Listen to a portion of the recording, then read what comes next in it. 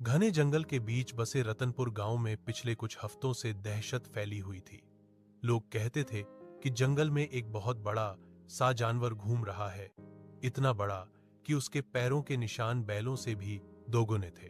पहली बार उस जानवर को रात के अंधेरे में देखा गया था। गांव वालों ने बस उसकी चमकती हुई दो आंखें और हवा चीर देने वाली दहाड़ सुनी थी। उसके बाद से ही अजीब अजीब घटनाएं होने लगी। कभी किसी किसान की गाय फटी फटी हालत में मिलती, तो कभी किसी लकड़हारे की कुल्हाड़ी टूटी हुई।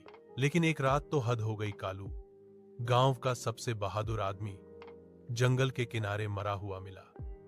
उसके आसपास पेड़ों की छालें तक उखड़ी हुई थी, मानो कोई दानव वहां से गुजरा हो। गांव का सरदार बोला, ये कोई साधारण जानवर नहीं, ये हमें चुनौती दे रहा है।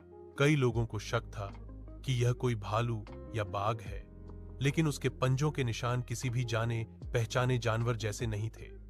ऐसा लगता था जैसे कोई आधा जानवर आधा दानवर। राजू की हिम्मत। गांव में एक अकेला लड़का था राजू। उम्र तो ज्यादा नहीं थी, पर दिल शेर जैसा था। उसने ठान लिया कि वह इस रहस्य को सुलझाएगा, चाहे जो हो जाए। एक रात वो अकेले जंगल में गया, हाथ में एक टॉर्च और दिल में हिम्मत लेकर वह धीरे धीरे कदम बढ़ाता गया। तभी झाड़ियों के पीछे से भारी सांसों की आवाज आई। राजू का दिल धड़क उठा। उसने टॉर्च का रोशनी झाड़ियों पर डाली और दर्प एक विशाल परछाई उसके सामने खड़ी थी। परछाई आगे बढ़ी और उसके सामने आया एक घायल हाथी। लेकिन ये कोई साधारण हाथी नहीं था। उसकी एक आंख पूरी तरह सफेद हो चुकी थी, कान फटे हुए थे और शरीर पर गहरे घाव थे।